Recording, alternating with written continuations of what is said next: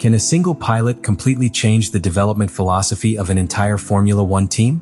How deep can Hamilton's impact come on Ferrari?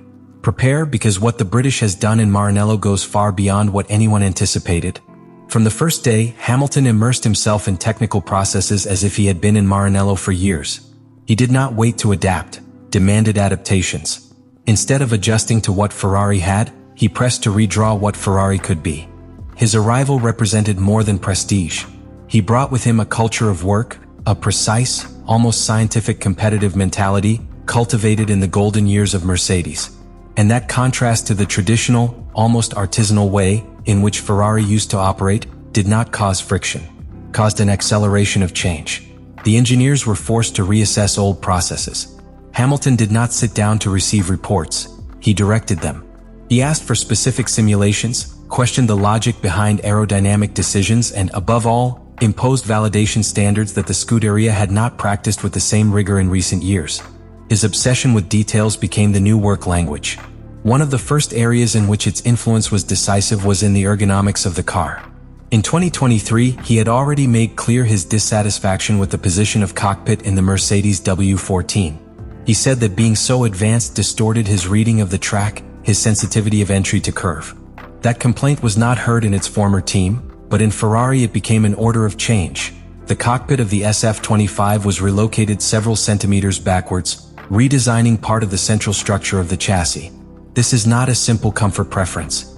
It is an alteration that influences the center of gravity, how the airflow interacts with the body, and even in the visual perception of the pilot with respect to braking references. Ferrari not only heard, he acted, and fast. The cockpit redesign was just the beginning. In a matter of weeks, Hamilton was involved in technical sessions where the high engineering commanders usually participated. He evaluated simulations, reviewed aerodynamic load maps, and proposed correlation tests in the wind tunnel based on his track sensations. And although some saw skepticism their degree of involvement, the truth is that the technical team began to give more efficient results since its integration. In parallel, Frédéric Vasseur, himself director of the team, did the unthinkable for Ferrari.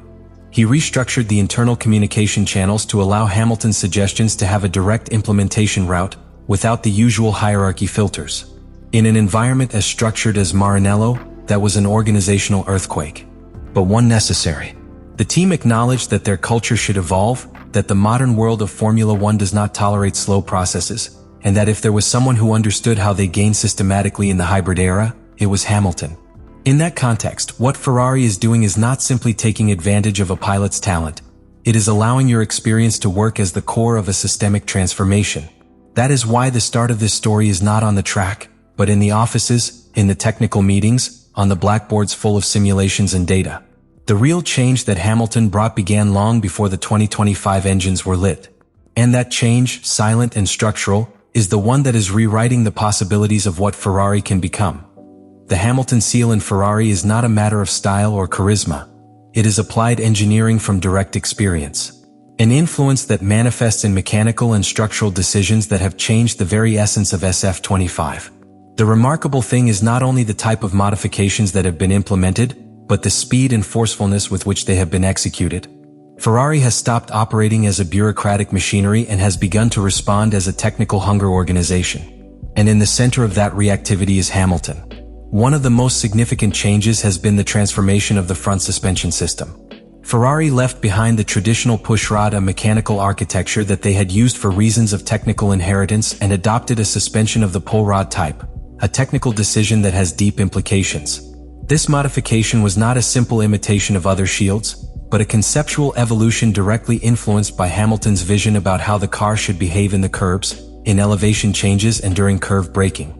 In practical terms, passing to a pull rod suspension reduces the center of gravity of the car, improves the response of the tires when entering optimal temperature, and allows a finer control of the march height, especially in bacheloring circuits or with aggressive slopes.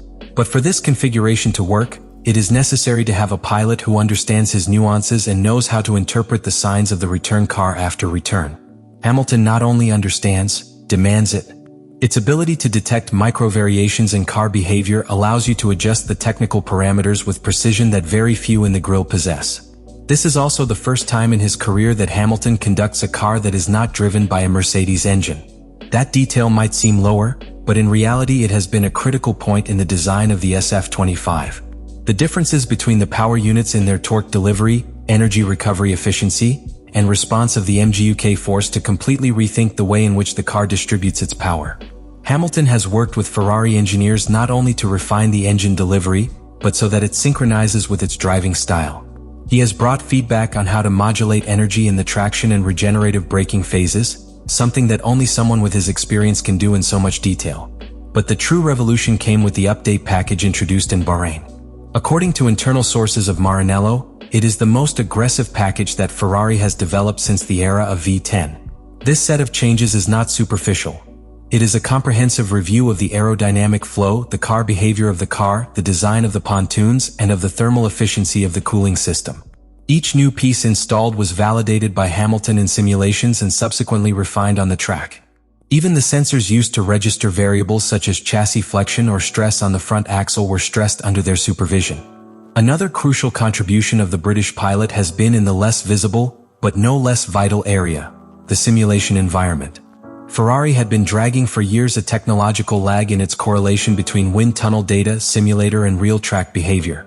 Hamilton, accustomed to Mercedes systems, has helped redefine how the pieces are designed and tested before being taken to the circuit. Behind each technical revolution in Formula One, there is a human factor that drives it. And the case of Lewis Hamilton in Ferrari is a pure example of how the presence of a figure can alter not only the mechanical performance of a car, but also the complete psychology of an organization. Because Hamilton's true power does not only reside in his ability to read a telemetry or interpret an aerodynamic balance. Its greatest strength is how the environment transforms around it, how it imposes a work ethic, a personal demand, and an emotional standard that does not admit mediocrity. And that, in a team like Ferrari, which for years has oscillated between potential glory and structural frustration, has been an adrenaline injection impossible to ignore. From his first day in Maranello, Hamilton knew that his greatest challenge would not be technical, but cultural.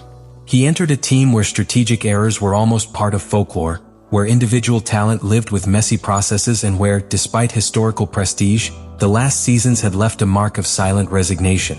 To change that, his first action was not to modify the car, but to mold the human team. Demanded direct communication, total transparency, and shared responsibility.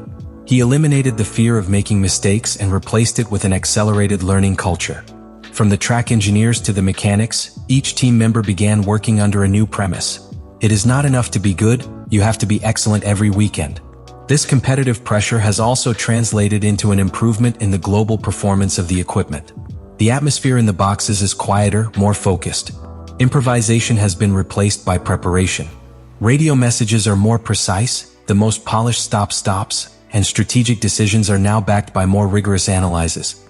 Not because there is a new algorithm, but because Hamilton has established a sense of urgency that demands that every detail tell.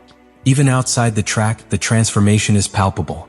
Young engineers are looking for it for technical feedback sessions.